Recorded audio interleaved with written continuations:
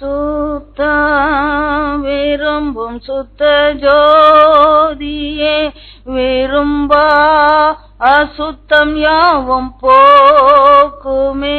சுத்த விரும்பும் சுத்த ஜோதியே விரும்பா அசுத்தம் யாவும் போக்குமே. பாவி நீச பாவி நானையா தேவா இரக்கம் செய்ய மாட்டீரோ. பாவி நீச பாவி நானையா தேவா இரக்கம் செய்ய மாட்டீரோ. பரிசுத்தர் கூட்டம் நடுவில் ஜொலி தீடும் சுத்த ஜோதியே அரூபியே வேளையில் அடியார் நெஞ்சம் வாரீரோ. பேசும் அடியார் கேட்கிறோம். இயேசு கிறிஸ்துவின் பரிசுத்த நாமத்திலே பிதாவே ஆமென்.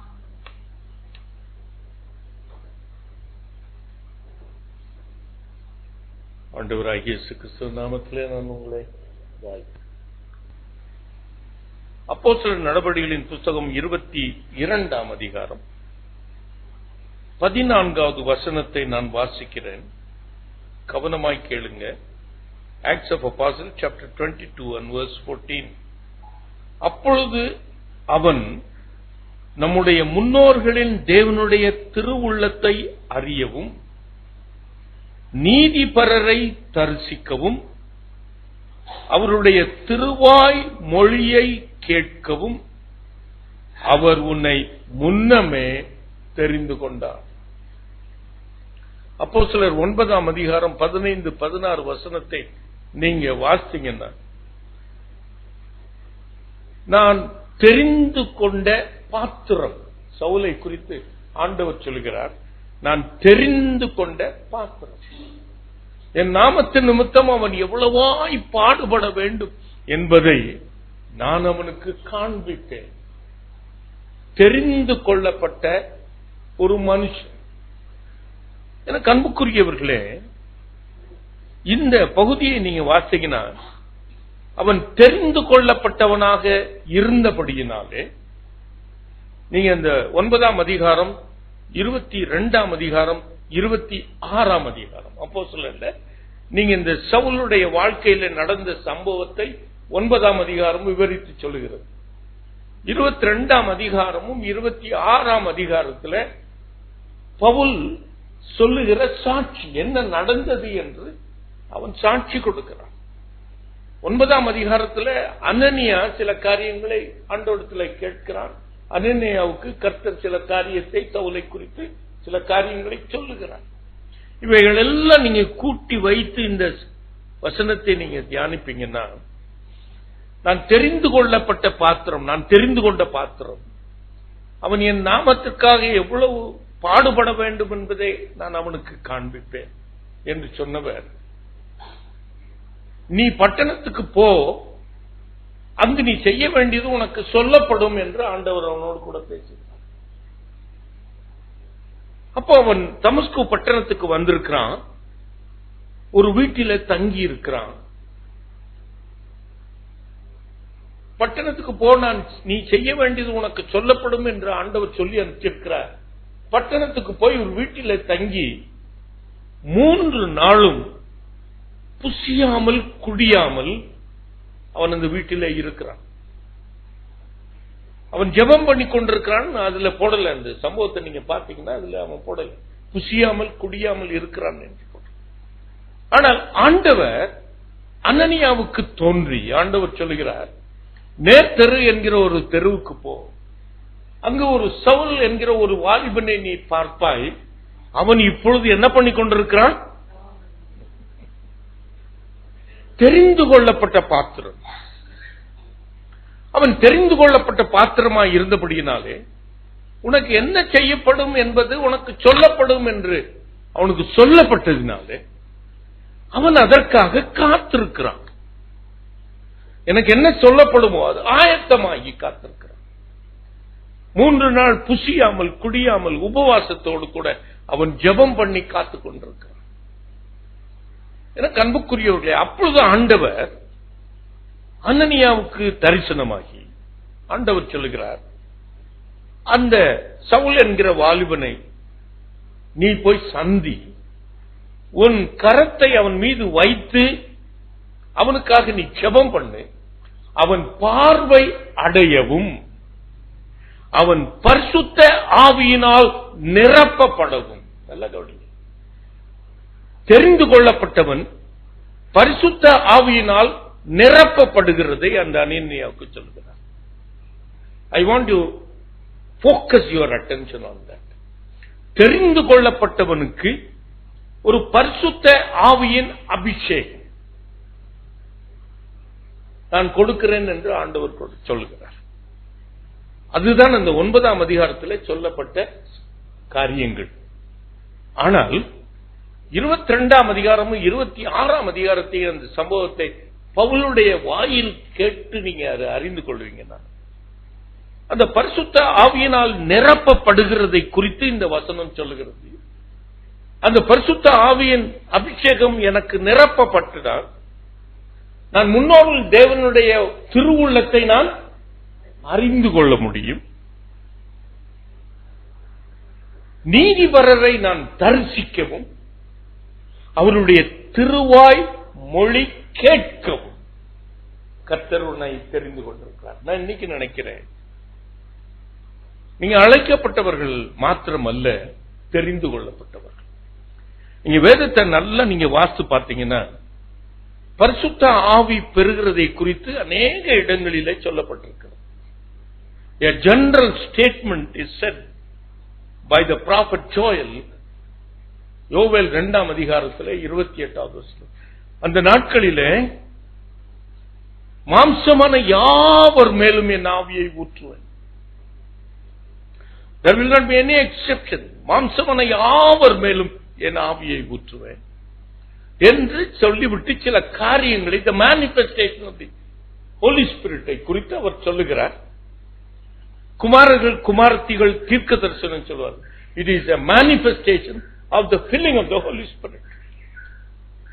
எல்லார் மேலும் நிரப்புவேன். ஆனா தீர்க்க தரிசனம் சொல்லுகிறது குமாரர்கள் குமாரத்திகள். He wants to make it a different from everyone. குமாரர்களும் குமாரத்திகளும் தான் தீர்க்க தரிசனம் சொல்லுவாங்க. மூப்பர்கள் சொப்பனத்தை காண்பார்கள், வாலிபர்கள் தரிசனத்தை காண்பார்கள். ஊழியக்காரர்கள் மேலும் ஊழியக்காரிகள் மேலும் அந்த நாட்களிலே என்னுடைய அபிஷேகத்தை ஊற்றுவேன். அதுதான் சொல்லப்பட்ட ஒரு காரியம். யோவேல் தீர்க்கதரிசி அதை எழுதி வைத்திருக்கிறார். ஆண்டவருடைய விருப்பத்தை அவர் எழுதி வைத்திருக்கிறார். எல்லார் மேலும் என் ஆவியை ஊற்றுவேன். ஆனால் நீங்க வேதத்தை நீங்க தேடி வாசித்து பார்த்தீங்கன்னா, எல்லார் மேலும் ஊற்றுகிறேன் என்று சொன்னவர் எல்லாரும் உட்கார்ந்து கொண்டிருக்கிற போது ஊற்றிருக்கிறாரா? இதை கவனிக்க. ஆண்டவர் சொல்லுகிறார், பரத்துக்கு ஏறும் பொழுது நீங்கள் எருசலேமிலே தரித்திருங்கள். You tarry in Jerusalem, you wait in Jerusalem. உன்னதத்தின் பலனால் நீங்கள் தரிப்பிக்கப்படும் வரைக்கும் நீங்கள் எருசலேமிலே காத்திருங்கள். அப்போ மாம்சமான யாவர் மேலும் என் ஆவியை ஊற்றுவேன் என்று சொன்னதற்கும், காத்திருக்கிறவர்கள் மீது கர்த்தர் அபிஷேகிக்கிறதற்கும், அப்போஸ்தலர் 5:32 வாசித்தீங்கன்னா பேதுரு ஒரு அழகான பிரேஸ் ஒன்னு சொல்லுகிறார். அவர் கீழ்ப்படுகிறவர்களுக்கு தந்தருளின பரிசுத்த ஆவியானவர். அப்போ மாம்சமான யாவர் மேலும் ஊற்றப்பட்ட ஆவியானவரும்,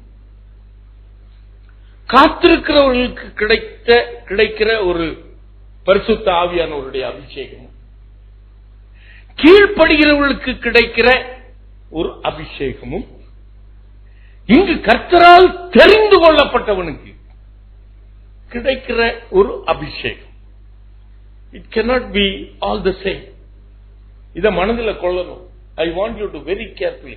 நாம் தெரிந்து கொள்ளப்பட்டவர்கள், நம்ம மாம்சமான யாவர் மேலும் அந்த அந்த ஜனதா எக்ஸ்பீரியன்ஸ பத்தி நான் உங்ககிட்ட பேசல. காத்திருக்கிறவர்களுக்கு கிடைக்கிற அபிஷேகத்தை குறித்து, உன்னதத்தின் வருகிற பலனால் தரிப்பிக்கப்படுவர் அந்த உன்னதத்தின் பலனை குறித்து நான் பேசல. கீழ்ப்படிந்து வருகிறீங்க. மழை இவ்வளவு இருக்கு, ஆனால் கீழ்ப்படிந்து வந்திருக்கிறீங்க.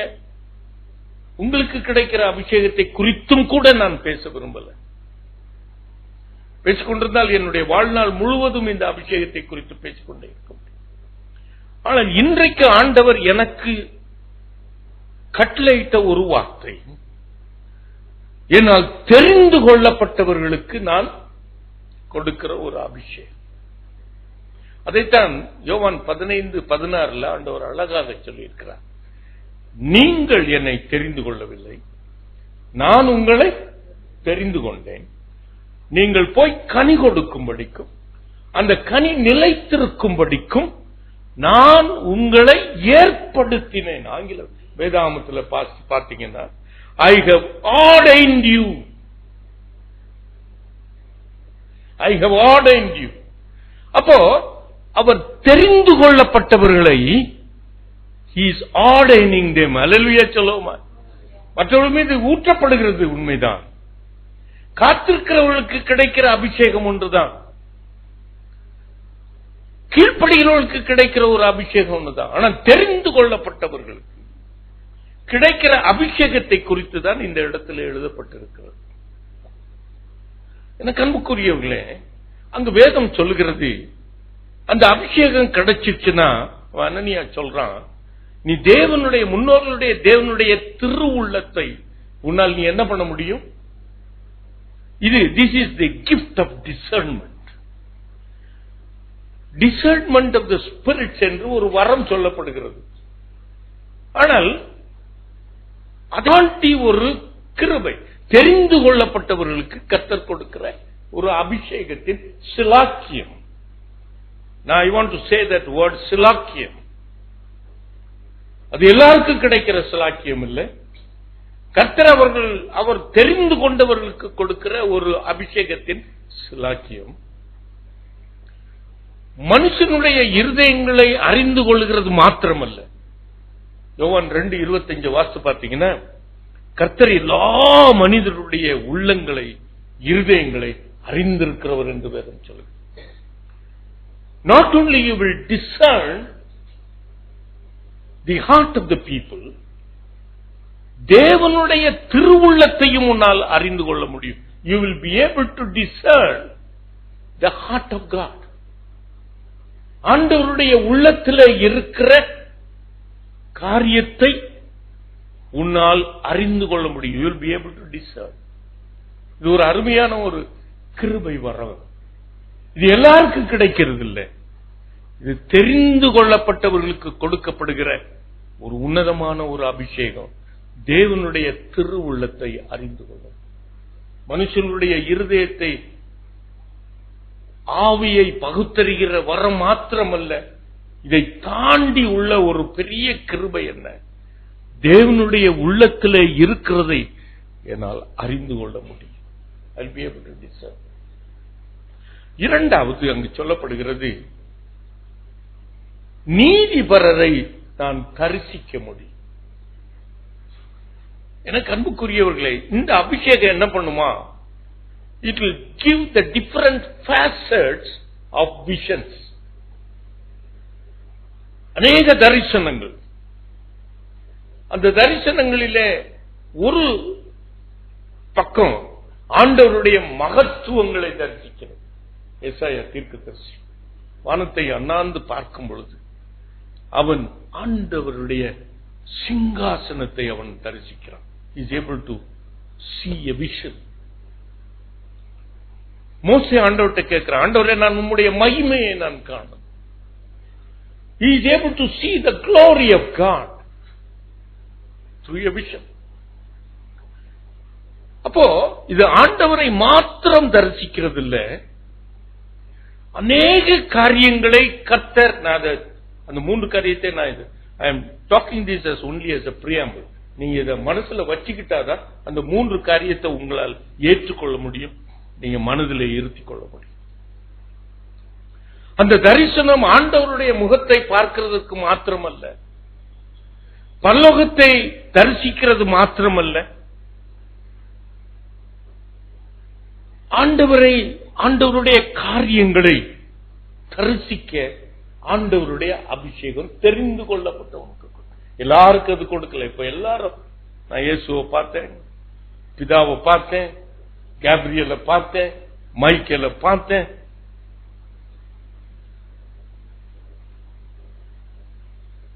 எனக்கு அன்புக்குரியவர்களே, இந்த தரிசனத்தை குறித்து நான் உங்களோடு கூட கொஞ்சம் பேச விரும்புகிறேன். அபிஷேகிக்கப்பட்ட, தெரிந்து கொள்ளப்பட்டவனுக்கு கொடுக்கிற ஒரு தரிசனம். ஆண்டவரை தரிசிக்க முடியும். ஆண்டவர் வெளிப்படுத்தின காரியங்கள் நல்லா கவனிக்கணும். I want you to very carefully listen to each one of my words. Don't mistake. ஆண்டவரை தரிசிக்கவும், ஆண்டவர் எனக்கு வெளிப்படுத்தினதை நான் தரிசிக்கவும்.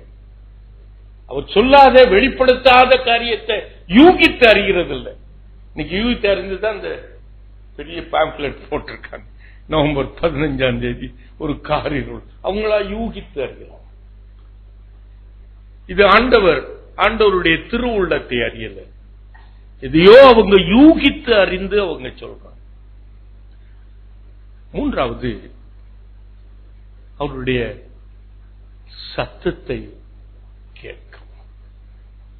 அப்போ தெரிந்து கொள்ளப்பட்டவனுக்கு கொடுக்கப்படுகிற ஒரு அபிஷேகம். அவருடைய திருவுள்ளத்தை அறிந்து கொள்ளலாம். எனக்காக எனக்கென்று வெளிப்படுத்த, எனக்கு அறியாத ரகசியங்களை நான் அறிந்து கொள்ளப்படி எனக்கு கொடுக்கிற பிரத்யட்சமான ஒரு தரிசனம் அல்லது வெளிப்பாடு, அதை நான் பெற்றுக்கொள்ளவும், அவருடைய திருவாய் மொழி, அவருடைய சத்தத்தை நான் கேட்கவும் கர்த்தர் உன்னை அபிஷேகித்திருக்கிறார். அப்படி என்றால் நீங்க ஒண்ணு மட்டும் நீங்க மனசுல வச்சுக்கோங்க, இந்த அபிஷேகம் எல்லாருக்கும் கொடுக்கப்படுகிற அபிஷேகம் அல்ல, அழைக்கப்பட்டவர்களுக்கு எல்லாரும் கொடுக்கப்படுகிற ஒரு அபிஷேகம் அல்ல, அவரால் தெரிந்து கொள்ளப்பட்ட பாத்திரங்களுக்கு கொடுக்கிற ஒரு அபிஷேகம்.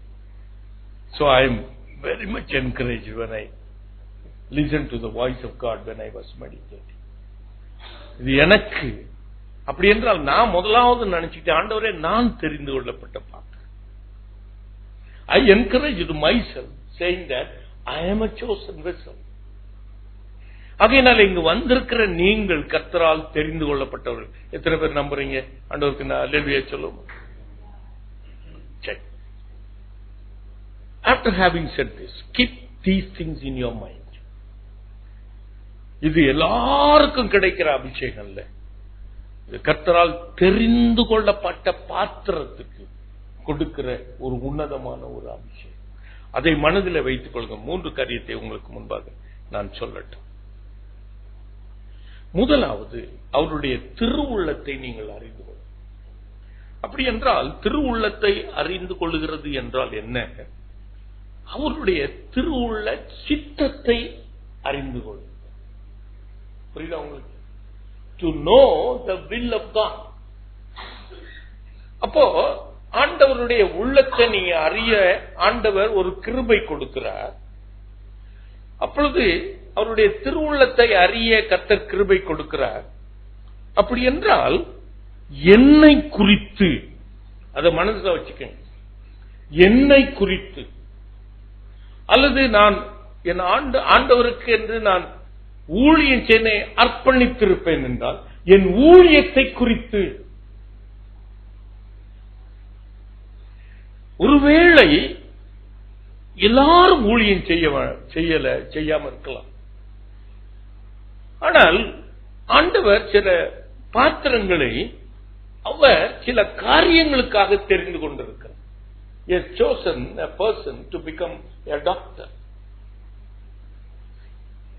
God has chosen a person to be an architect. God must have chosen somebody to do certain business. எனக்கு அன்புக்குரியவர்களே, இதை மனதில் அது தெரிந்து கொள்ளப்பட்ட பாத்திரம். அந்த தெரிந்து கொள்ளப்பட்ட அந்த காரியத்திலே நீ in order that you may excel, எல்லாவற்றிலையும் காட்டிலும்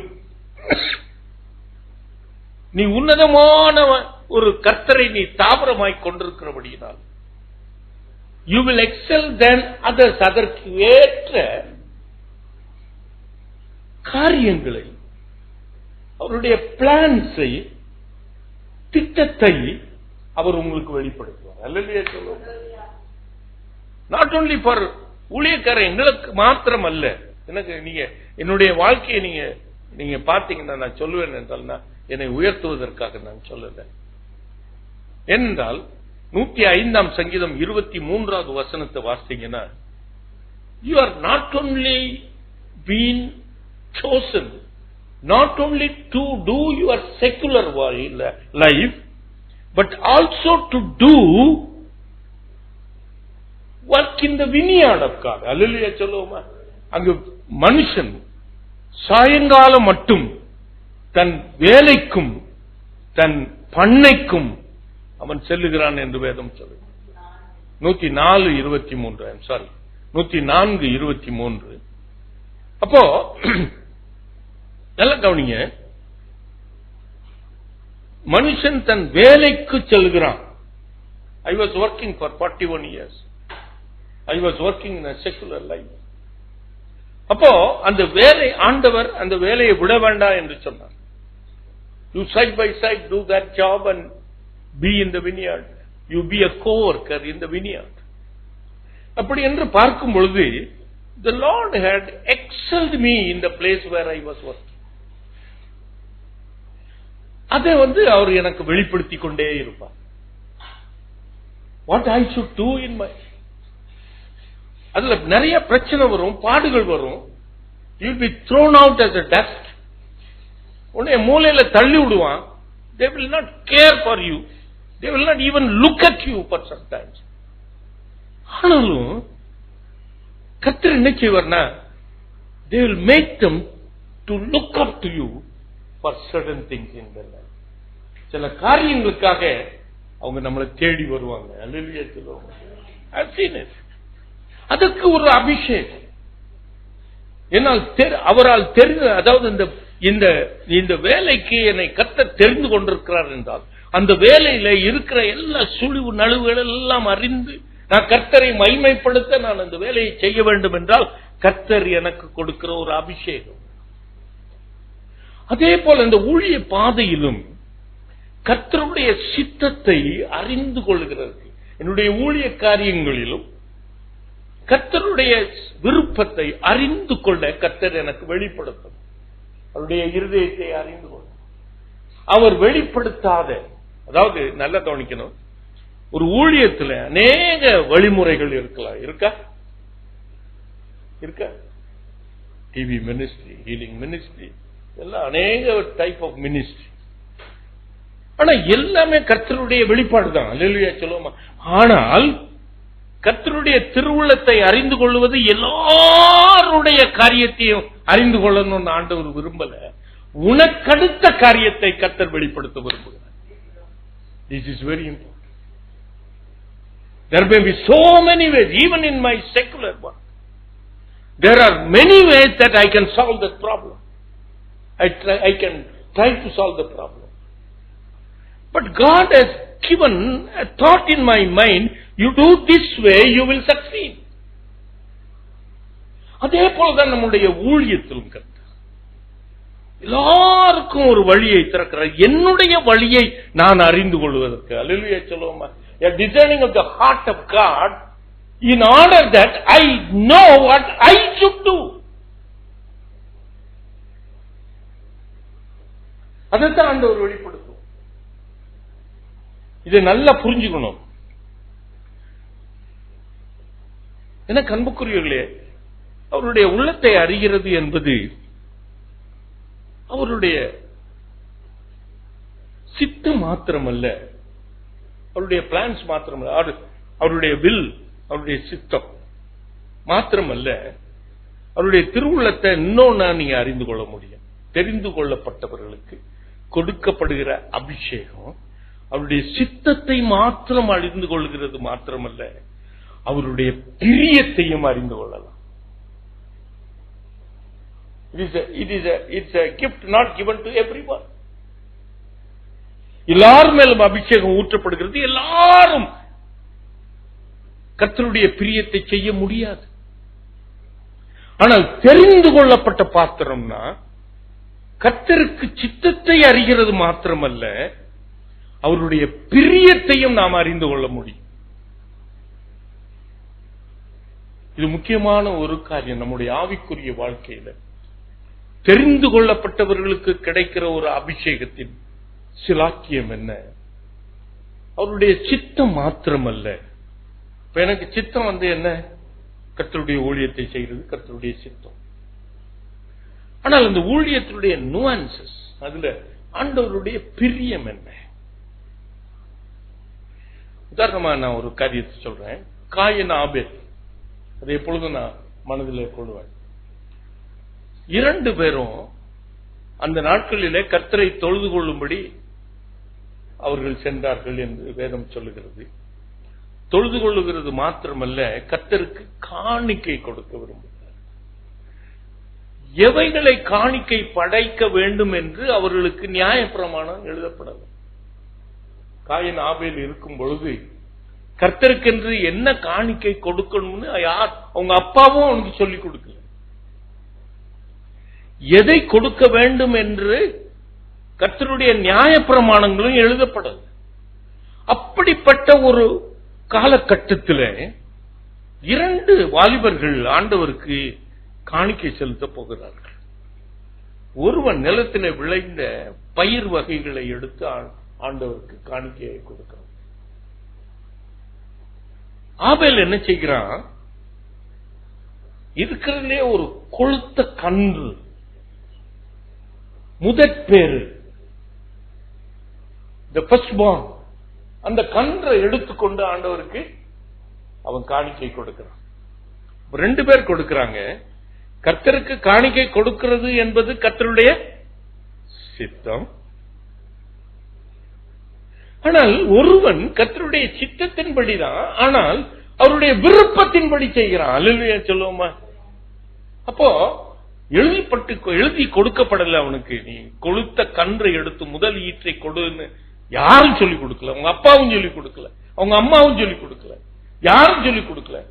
ஆனால் அவன் கர்த்தருடைய இருதயத்தை அவன் என்ன பண்ணிட்டான்? He was able to discern. He was able to discern, to do the pleasure of God. இது தெரிந்து கொள்ளப்பட்டவர்கள் தான் இதை செய்ய முடியும். மற்றவர்கள் பிராட அவருடைய சித்தத்தை செய்கிறேன்னு போய்கிட்டே இருப்பாங்க. ஆகையினால் தான் தாவீதை குறித்து வேதம் சொல்லுகிறது, அவன் ஒரு தீர்க்கதரிசி, இஸ் a prophet. ஆனா அவன் செய்யறதை பாத்தீங்கன்னா ரொம்ப ஆச்சரியமா, ஆண்டவரே உமக்கு பிரிய, சங்கீதம் 48 உமக்கு பிரியமானதை செய்ய உடைய சித்தம்படி செய்கிறதே நான் விரும்பினேன்னு அவன் சொல்லல. There is something beyond for a chosen vessel of God. It is not only to discern the will of God. If you are chosen by God, if you are a chosen vessel, you should go beyond that seeking for the will of God. You should seek the pleasure of the Lord. கர்த்தருடைய பிரியத்தை செய்ய நீ design பண்ணணும். அல்லேலூயா. யோனாவுக்கு partly he was able to discern the heart of God. ஆண்டவர் அவனை நினிவேக்கு அனுப்பும் பொழுது அவருடைய சித்தத்தை, அவருடைய பிரியத்தை அவனால என்ன பண்ண முடியுது? அறிந்து கொள்ள முடியுது. ஆனால் அறிந்து கொண்டவன் he was not able to align to the pleasure of the Lord. நல்லா கவனிக்கணும். I want many times we make a mistake. He is a chosen prophet. உண்மைதான். அவருடைய சித்தத்தை அவர் வெளிப்படுத்துறார். நினிவேக்கு விரோதமாய் நீ போய் பிரசங்கம் பண்ணு. 40 நாட்களுக்கு அப்புறம் அந்த தேசம் அழிக்கப்படும். ஆண்டவர் சொல்றாரு, beyond that he had a pleasure to forgive them. அவர்களை மன்னிக்க அவருக்கு ஒரு பிரி இருந்துச்சு. அதை யோனா அறிஞ்சிருக்கிறான். ஏன்னா அவன் நினிவேக்கு போகாம எங்க போகும்போது, தர்ஷீசுக்கு போகும்போது, அப்ப அவன் சொல்றான், ஆண்டவரே, அதுக்கப்புறம் சொல்றான் அவன் வெளியே வந்தோடனே, நீர் அந்த பிரசங்கிக்கு சொல்லுவீரு, அதுக்கப்புறம் நீர் என்ன பண்ணுவீரு? அப்போ அந்த he's a chosen man. He was able to discern the compassion of God, the will of God. That is beyond the will of God. He knew the compassion of God, but he was not able to align himself. But God made him to realize that. எனக்கு அன்புக்குரியவர்களே, கர்த்தருடைய திருவுள்ளத்தை நாம் அறிந்து கொள்ளணும். இரண்டாவதாக, நீதிபரரை தரிசிக்கும். I want to little more explain this. நீதிபரரை தரிசிக்கும். அப்படி என்றால் நாம் நீதி உள்ளவர்களால் அல்லது நீதியில் தான் கர்த்தரை நாம் என்ன பண்ண முடியும்? தரிசிக்க முடியும். சங்கீதம் 17:5 யாராவது வாசிங்க. 17:15. சங்கீதம் 17:15. நானும் நீதியில் உமது முகத்தை தரிசிப்பேன். அப்போ நல்லா கவனிங்க பிரியமானே, கர்த்தரை தரிசிக்கணும்னா நீதியில் தான் அவரை தரிசிக்க முடியும். மத்தேயு 5:8 சொல்லுகிறது, இருதயத்தில் சுத்தமுள்ளவன் பாக்கியவான், அவன் தேவனை தரிசிப்பான். எபிரேயர் 12:4 சொல்லுகிறது, பரிசுத்தம் இல்லாமல் தேவனை தரிசிக்க முடியாதே. அப்போ யாரு தரிசிக்க முடியும்? இருதயத்தில் சுத்தம் உள்ளவன் தான் தரிசிக்க முடியும். அப்போ அந்த தெரிந்து கொள்ளப்பட்டவனுக்கு கிடைக்கிற அந்த அபிஷேகம், he will constantly make efforts himself to be holy. என்னென்றால் அவனுடைய வாஞ்சை, அவனுடைய ஏக்கம் எல்லாம் நான் தேவனோடு கூட இருக்கணும். அல்லேலூயா சொல்லுவோமா? அவர் எப்பொழுதும் நான் தரிசிக்கணும், எப்பொழுதும் அவரை தரிசிக்கணும். So he will make all efforts to be holy. எனக்கு அன்புக்குரியவர்களே, நீங்க இதை வாசிங்கன்னா அப்ப அவரை தரிசிக்கிறது மாத்திரமல்ல, அவர் எனக்கு உண்டு பண்ணி ஆயத்தம் பண்ணின என்னுடைய வழிமுறைகளை கர்த்தர் எனக்கு தரிசனத்தில் காண்பிக்கணும். சரியா? திருவுள்ளத்தை அறிகிறது ஒண்ணு. இப்ப தேவனை தரிசிக்கிறது என்றால் அவருடைய மகத்துவங்களை தரிசிக்கிறது. நான் ஏசாயா பத்தி சொன்னேன், அவருடைய மகத்துவங்களை தரிசிக்கிறது. அது ஒரு பக்கம். இன்னொரு பக்கம் வரும் காரியங்களை வெளிப்படுத்துவதற்கு கர்த்தர் நமக்கு என்ன கொடுக்கலாம்? தரிசனங்களை கொடுக்கலாம். சரிதானா? தேவனை தரிசிக்கிறதுக்கு பரிசுத்தம் இல்லாமல் தேவனை தரிசிக்க முடியாது.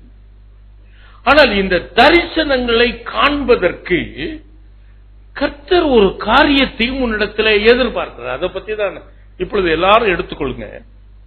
1 யோவான் 2ஆம் அதிகாரம்.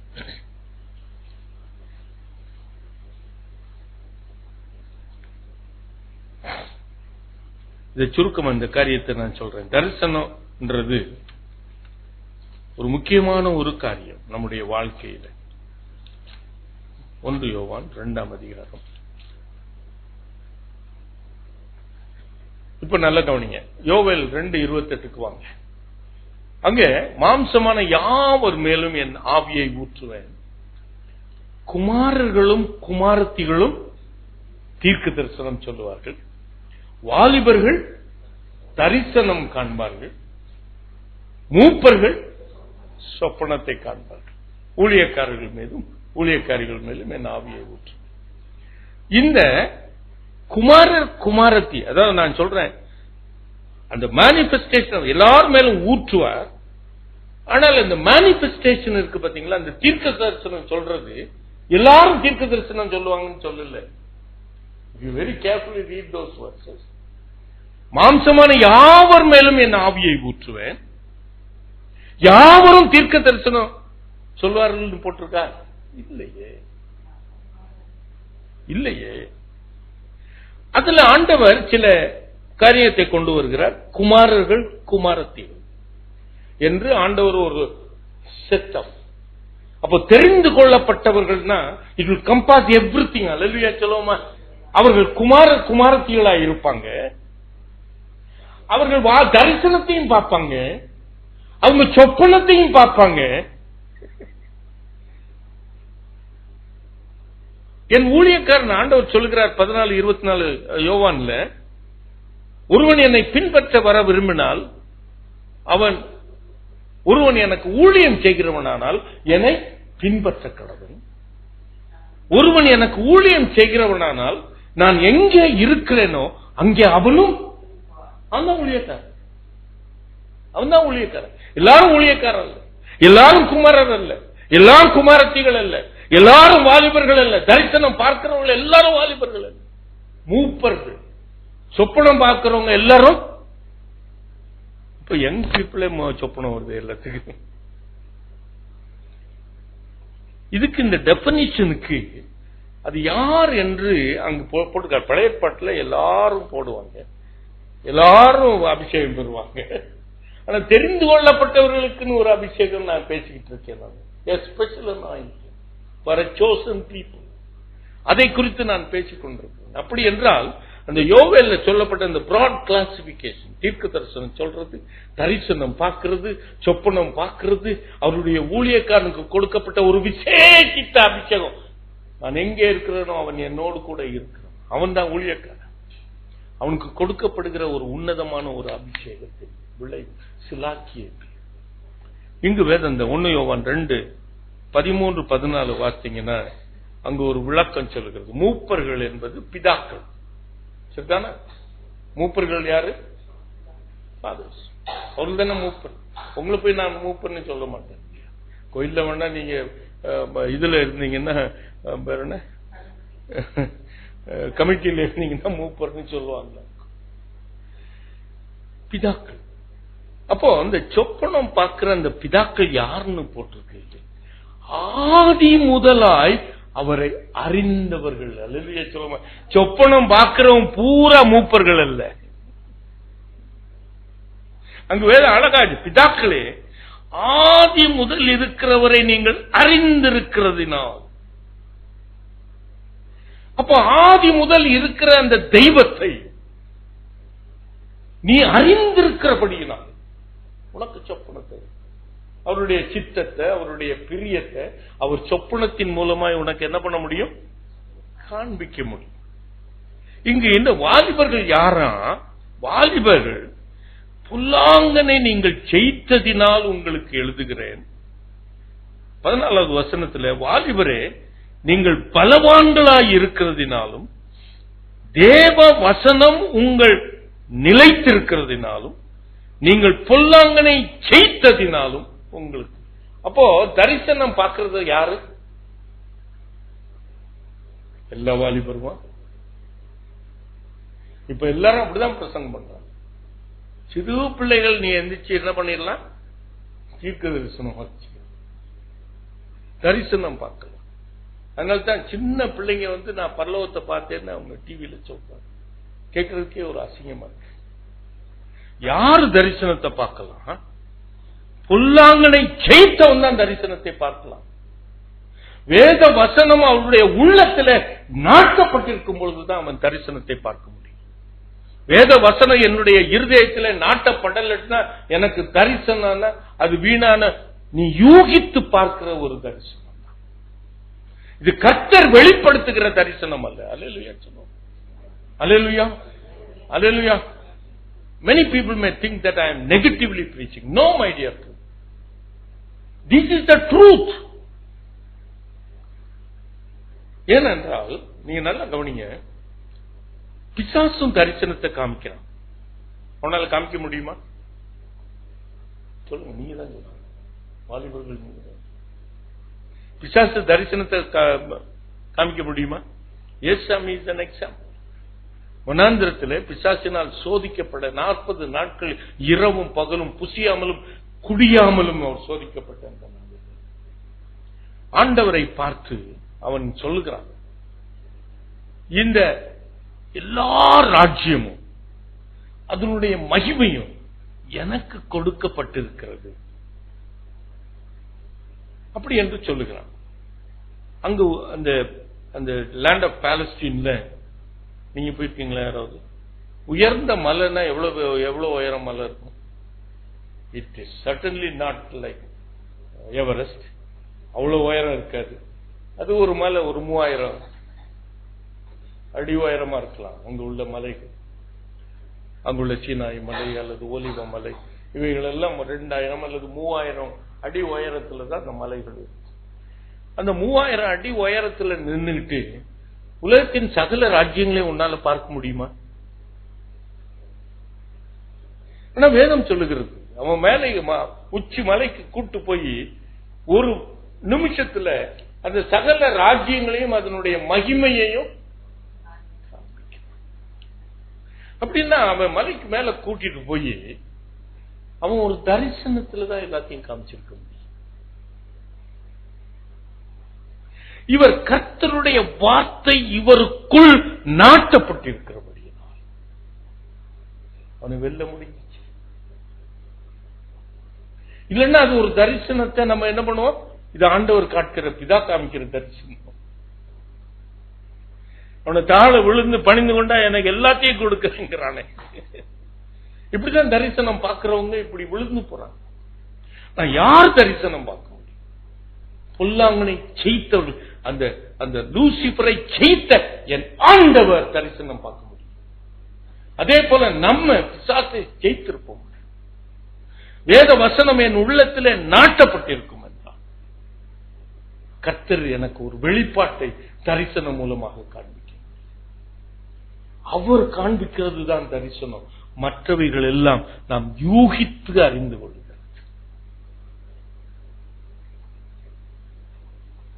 எனக்கு ஒரு ஆசை பென்ஸ் கார்ல வாங்கணும். என் ஆசை அப்படியே இருந்து கொண்டு இருக்கும் பொழுது நம்ம என்ன, நம்முடைய மனக்கண்ணில் என்ன தெரியும்? நாளைக்கு பென்ஸ் கார்ல போற மாதிரி தெரியும். அது தரிசனம்னு நினைச்சுப்பீங்க. இது ஆண்டவர் கொடுக்கிற தரிசனம். அங்கு தீர்க்கதரிசிகள் யாருன்னு தீர்க்க தரிசனம் யார் சொல்லுவார்கள் அங்க போட்டிருக்கு. குமாரர்களும் குமாரத்திகளும் தீர்க்க தரிசனம் சொல்லுவார்கள். எனக்கு அன்புக்குரியவர்களே, யார் அந்த குமாரர் அந்த குமாரத்தி? 2 கொரிந்தியர் 6ஆம் அதிகாரம் அந்த 16, 17, 18 வசனத்தை வாசித்து பார்த்தீங்கன்னா, அங்கு அவர்கள் நடுவில் இருந்து புறப்பட்டு பிரிந்து போய் அசுத்தமானவைகளை தொடாதிருங்கள், அப்பொழுது நீங்கள் எனக்கு குமாரர்களும் என் குமாரத்திகளுமாயிருப்பீங்க. அல்லேலூயா. It is not all sons and daughters will prophesy. Don't be misled. It is only the chosen vessel of God. அவரால் தெரிந்து கொள்ளப்பட்டவர்கள். யார் தெரிந்து கொண்டிருக்கிறார்? அவருடைய குமாரர்கள். யார் குமாரர்கள்? அசுத்தத்தை விட்டு உலகத்தை விட்டு பிரித்து எடுக்கப்பட்டவர்கள். அல்லேலூயா சொல்லுவோமா? அல்லேலூயா. யார் தீர்க்க தரிசனம் சொல்ல முடியும்? உலகத்தை விட்டு பிரித்து எடுக்கப்பட்டவர்கள் தான் தீர்க்க தரிசனம் உரைக்க முடியும். உலகத்துக்குள்ளே வாழ்கிறவர்கள், இந்த உலகத்தை, those who conform to the pattern of this world, if they prophesy, it is not a prophecy. I can write it and give. ஏனென்றால் வேதம் சொல்லுகிறது யார் குமாரர்கள் யார் குமாரர்கள். ஆனபடியால் நீங்கள் அவர்கள் நடுவிலிருந்து புறப்பட்டு பிரிந்து போய் அசுத்தமானவைகளை தொடாதிருங்கள், அப்பொழுது நான் உங்கள் தேவனாய் இருப்பேன், நீங்கள் என் குமாரர்களும் என் குமாரத்திகளுமாயிருப்பீர்கள். அன்புக்குரியவர்களே, அங்கு தேவனுடைய உள்ளம் என்ன சொல்லப்படுது? ஊழியக்காரன் மேலும் ஊழியக்காரிகள் மேலும் அந்த நாளிலே நான் அபிஷேகத்தை ஊற்றுவேன். ஆனால் இந்த உலகம் ஊழியக்காரிகளை அங்கீகாரம் பண்ணுதா? ஆமாவா இல்லையா? 2000 இந்த வருஷம் 5வது ஆண்டு நாங்கள் இந்த வேதாகமத்தை முழங்காலில் நின்று வாசித்து ரெக்கார்ட் பண்ண பொழுது அதை அது மாஸ்டர் எடுத்துக்கொண்டு வந்து அப்பொழுது we wanted to market it. என்ன நம்ம அதை விற்க முடியாது, யாருக்கு சொல்ல முடியாது. Then we approached a very big seller of this Chennai city, the Word of Christ. அவங்கள்ட்ட போய் சொல்லும் போது அந்த Word of Christ உடைய ஓனர் அதை கேட்டுட்டு என்று சொன்னார், ஐயா நீங்கள் வாசிக்கிறதை கேட்கும் பொழுது கர்த்தருடைய அபிஷேகம் உங்கள் மேல் இறங்கி நீங்க வாசிக்கிறதை என்னால் பார்க்க முடிகிறது. ஆனால் ஒன்று செய்யுங்க, உங்க மனைவி வாசிக்கிறதை ஜனங்கள் ஏற்றுக்கொள்ள மாட்டாங்க, பெண்கள் வாசிக்கிறதை என்ன பண்ண மாட்டாங்க. பெண்கள் ஊழியக்காரிகளா இருக்க முடியாதோ? ஆண்டவருடைய உள்ளம் என்ன? ஊழியக்காரன் மேலும் ஊழியக்காரிகள் மேலும் என் ஆவியை ஊற்றுவேன். அப்போ ஒரு சொன்னார், நீங்க அந்த சகோதரி இல்லாம நீங்க மட்டும் எல்லாத்தையும் வாசிச்சுட்டு வாங்க, வேர்ல்டு ரைட்ஸ் நான் எடுத்துக்கிறேன். He told me that he will make 50 lakhs of rupees for me within 2 years.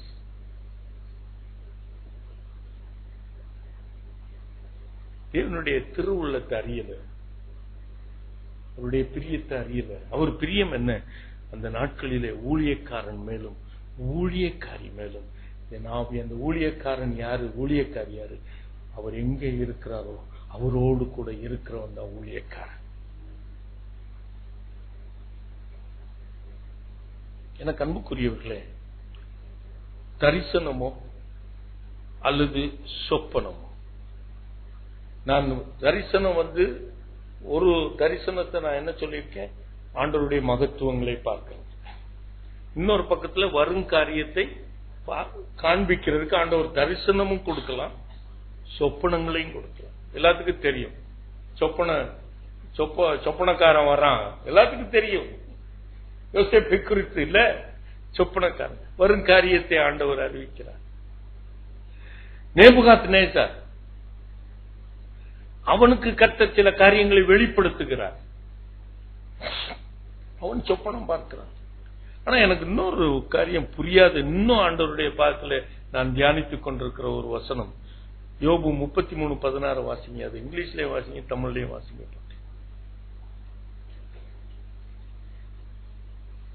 அங்கு தரிசனமான சொப்பனம் என்று எழுதப்பட்டிருக்கு. நம்ம எல்லாம் இங்கிலீஷ்ல என்ன போட்டிருக்கு தம்பி? யோபு 33:16.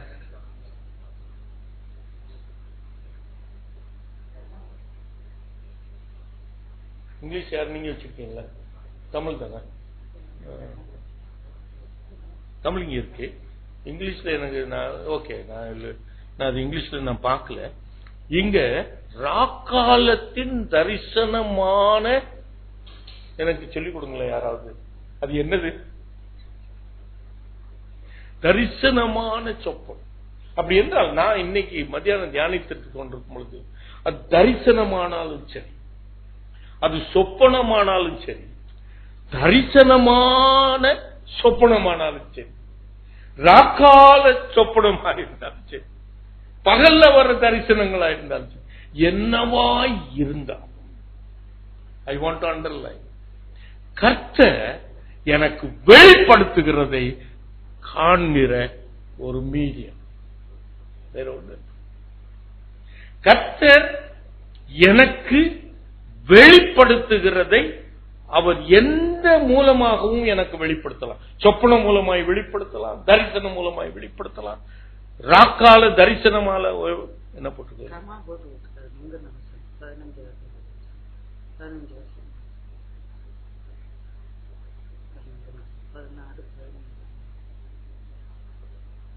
போட்டு ட்ரீம் கமா விஷன் எங்க போட்டு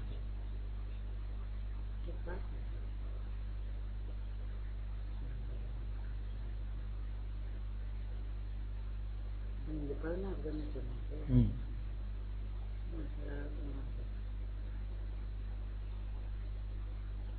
33 தானே.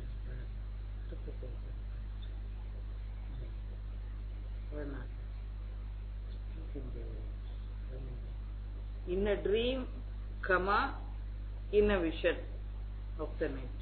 அப்படின்னு in a dream or vision, night vision அப்படின்னு போட்டு. ஆனா தமிழ்ல போட்டுருக்கு தரிசனமான சொப்பனம். அதனால நான் அது ரைட்டு தப்புன்னு நான் ஆர்கியூ பண்ணல. Whatever the Bible is given to me is 100% right. நான் அப்படிதான் நான் எப்பவுமே I believe like that. இதுல தவறு இருக்கும் இல்லது இட்ஸ் வேக். ஒரு வாலிப பிள்ளை சொல்றா, your Bible is very vague. It's not very specific.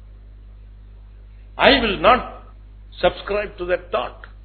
நேத்து ஒரு ஃபேமிலி ரிட்ரீட்ல பேசும்போது வாலிப பிள்ளை சொல்ற, your Bible is very vague. It's not very specific. அப்போ சிகரெட் குடிக்காதன்னு பைபிள் எழுதினாதான் சிகரெட் குடிக்க கூடாதா? They want that Bible to be so specific about certain things. Cinema பார்க்க கூடாதுன்னு பைபிள் எழுதியிருக்கா? So it's vague. இப்போ மாடர்ன் பீப்புள் என்ன நினைக்கிறாங்க? What do they think about it? அப்போ எல்லாரும் they want everything to be specific. And they say ultimately this is vague. But எனக்கு கொடுக்கப்பட்ட இந்த தமிழ் பைபிள் ராக்காலத்தில் வருகிற தரிசனமான சொப்பனம். Something different from தரிசனம். There is something different from சொப்பனம். அப்படிதான் நான் எடுத்துக்கிறேன். அது ஏதோ ஒண்ணு. அது நான் வாசித்து பாக்கணும். அந்த யோபு புஸ்தகத்துல அது எதை குறித்து எழுதியிருக்குன்னு நான் இன்னும் கொஞ்ச நாள் அதுல உட்கார்ந்து அதை ஆண்டவரோட பாதத்துல தியானிச்சு நான் உங்கள்கிட்ட சொன்னேன். ஆனா but whatever said and done, தரிசனமோ சொப்பனமோ, பகலில் காண்கிற சொப்பனமோ இரவில் காண்கிற சொப்பனமோ, பகலில் காண்கிற தரிசனமோ இரவில் காண்கிற தரிசனமோ, எல்லாமே கர்த்தர் எனக்கு வெளிப்படுத்துகிற காரியத்தை ஆண்டவர், அதாவது அவருடைய திருவுள்ளத்தை, நல்ல கவனிங்க, இதை புரிஞ்சுக்கிட்டீங்கன்னா நீங்க தப்பே பண்ண மாட்டீங்க. அவருடைய திருவுள்ளத்தை நாம அறிந்து கொள்றதுக்கு ஒரு கான்ஃபர்மேஷன் இஸ் விஷன். இப்படி புரிஞ்சுக்க, அவருடைய திருவுள்ளத்தை நம்ம அறிஞ்சு, ஆண்டவர் சில வேளைக்கு சொல்றாரு, ஒரு தீர்க்கதரிசியை பார்த்து நீ என்ன பாக்குற அப்படின்னு கேட்க, ஒரு பானையை பாக்குறேன்னு சொல்லுவான் தீர்க்கதரிசி. அப்போ he wants to make him sure that what he sees and what I show are the same.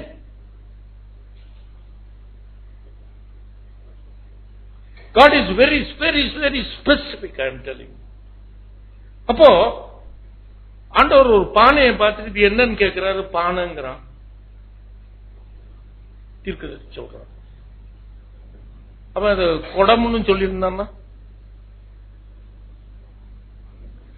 எனக்கு அன்புக்குரியவர்களே, God wants to be, அவருடைய இருதயத்தில் உன்னை குறித்த அந்த காரியத்தை அவர் உனக்கு விளங்க பண்ணுவதற்கு, நீ புரிந்து கொள்வதற்கு அவர் உனக்கு தரிசனத்தை காண்பிக்கிறார், அவர் சொப்பனத்தை காண்பிக்கிறார்.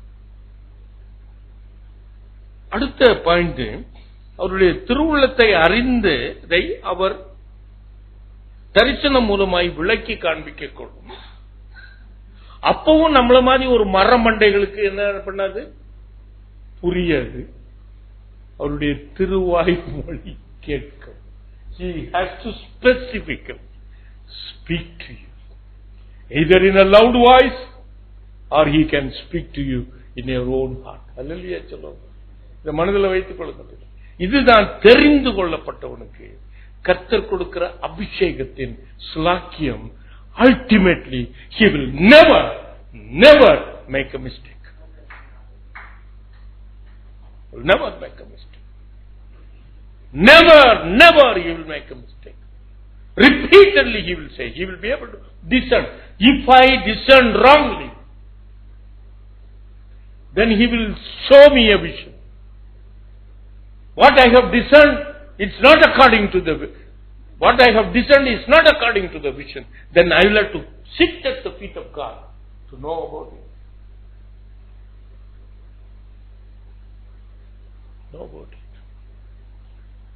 அவருடைய சத்தம் ஒருவேளை இட் வில் பி லவுட். சாமுவேலே சாமுவேலேன்னு கூப்பிடுறாரு, ஏலிக்கு அந்த சத்தம் only.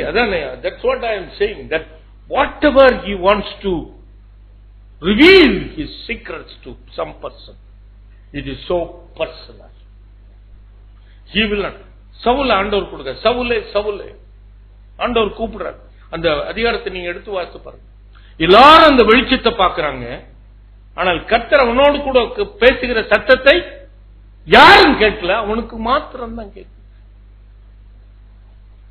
It is so personal. God reveals His pleasure or His will so privately to you that others may not know it.